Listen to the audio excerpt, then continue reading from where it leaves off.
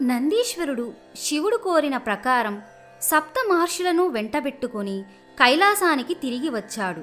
వాళ్ళు శివదర్శనం కలిగినందుకు సంతోషించి, మా వలన కావలసిన కార్యమేమిటో సెలవిస్తే చెయ్యటానికి సిద్ధంగా ఉన్నాము అన్నారు. మహామునులారా, నేను పార్వతిని వివాహం చేసుకొని గృహస్థుగా ఉండ నిశ్చయించాను.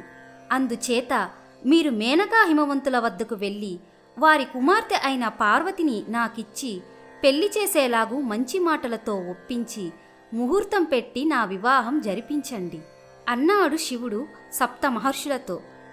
సప్తమహర్షులు అందుకు సంతోషంగా ఒప్పుకొని హిమవంతుడు ఉండే చోటికి వచ్చారు.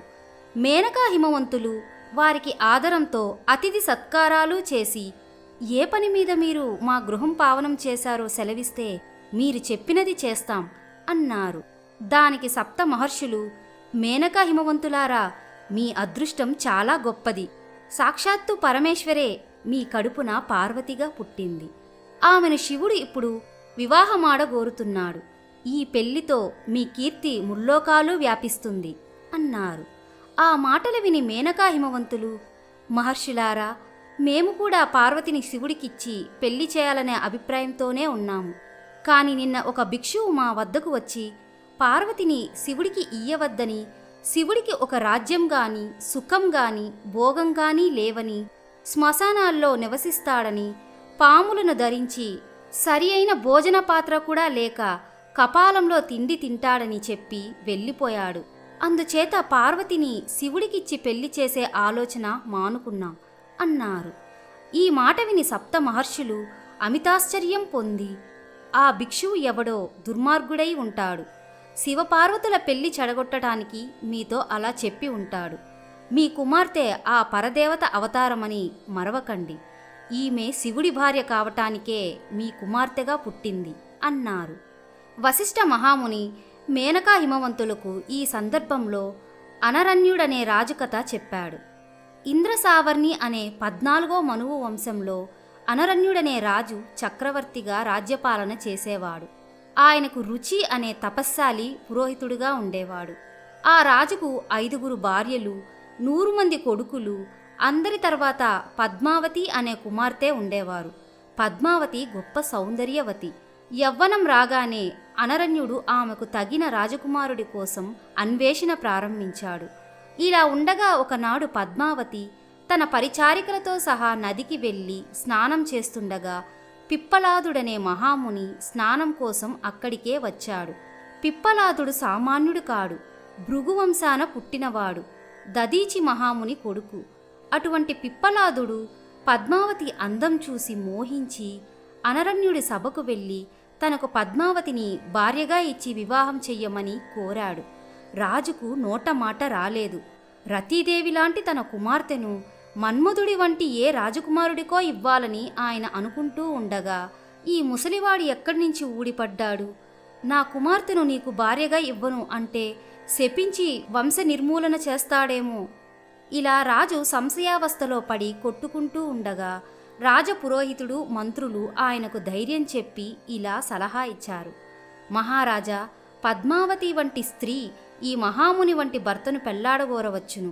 ఈయన గొప్ప వంశాన పుట్టినవాడు, కులశ్రేష్ఠుడు. అలాంటి వాడికి కన్యని ఇవ్వటం గొప్ప విషయమే. ఈయనను పద్మావతికి చూపి ఆమె వివాహానికి అంగీకరించే పక్షంలో ఇద్దరికీ వివాహం చేసేయి. ఆమె అంగీకరించిన పక్షంలో ఈ మునీశ్వరుడు వెళ్ళిపోతాడు. అనరణ్యుడికి పెద్ద బెడద తీరింది. పిప్పలాదుణ్ణి చూసి పద్మావతి ఆయనకు భార్య కావటానికి సమ్మతించింది. అనరణ్యుడు వారిద్దరికీ పెళ్లి చేసి గొప్ప కీర్తి సంపాదించుకున్నాడు. వివాహం కాగానే పిప్పలాదుడు పద్మావతిని తన వెంట ఋషిపల్లెకు తీసుకుపోయాడు.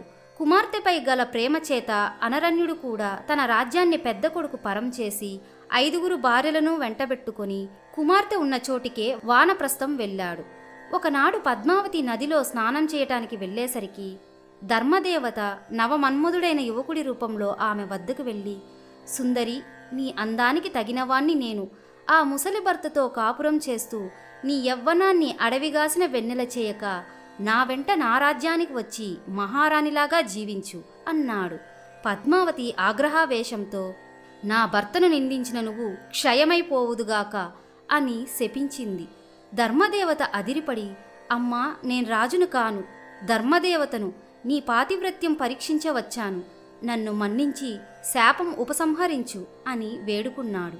పద్మావతి కూడా తెలియక చేసిన తప్పుకు నొచ్చుకొని, శాపం ఉపసంహరించడం నాకు సాధ్యం కాదు, ఒక్కొక్క యుగంలో ఒక్కొక్క పాదాన్ని పోగొట్టుకుంటూ సంచరించు అన్నది. వశిష్ఠుడు పద్మావతి కథ చెప్పి, మేనకా హిమవంతులారా, మీరు కూడా అనరణ్యుడు చేసినట్టే మీ కుమార్తెను శివుడికిచ్చి పెళ్లి చేయండి అన్నాడు. మేనకా హిమవంతులు తృప్తిపడ్డారు. మైనాకుడు మొదలైన బంధువులు కూడా శివపార్వతుల వివాహానికి సుముఖులయ్యారు. అప్పుడు మేనకా హిమవంతులు పార్వతీ చేతిని అరుంధతి వశిష్ఠుల చేతిలో పెట్టి, మీ ఇష్టప్రకారమే ఈ పిల్లను శివుడికిచ్చి వివాహం చేద్దాం, పెళ్లికి ముహూర్తం నిశ్చయించండి అన్నారు. అరుంధతి పార్వతిని లోకమాత కమ్మని ఆశీర్వదించింది. మాఘశుద్ధ ఏకాదశి నాడు ఆరుద్ర నక్షత్రమందు వృశ్చిక లగ్నం ముహూర్తం పెట్టి ఆ రోజు తెల్లవారుజామున శివపార్వతుల పెళ్లి జరపటానికి నిర్ణయం జరిగింది. సప్త మహర్షులు శివుడి వద్దకు తిరిగి వచ్చి పని సానుకూలమైందని తెలిపారు. వారు పెళ్లి పనులు చేయటానికి బ్రహ్మ, విష్ణు, ఇంద్రాదులను నియోగించమని సలహా ఇచ్చి వెళ్ళిపోయారు. పార్వతి వివాహానికి కావలసిన ఏర్పాట్లన్నీ సక్రమంగా జరిగాయి. సంబరాలన్నీ సమకూర్చారు. హిమవంతుడు తన మంత్రుల చేత పనులన్నీ చేయించాడు. శుభలేఖలు బంధువులందరికీ వెళ్ళాయి. పార్వతిని పెళ్లి కూతుర్ని చేయటానికి పట్టణంలో గల ముత్తైదువులందరూ వచ్చారు. మంచి ముహూర్తం చూసి పార్వతికి మంగళ స్నానం చేయించి సాంబ్రాణి ధూపం వేసి పట్టుబట్టలు కట్టబెట్టి అలంకారాలు పెట్టి ఆమెకు జవ్వాది హరిచందనము రాసి నుదుట కస్తూరి బొట్టు పెట్టి పుష్పాహారాలు వేసి పెళ్లి కూతుర్ని చేసి ఉత్సవం జరిపారు.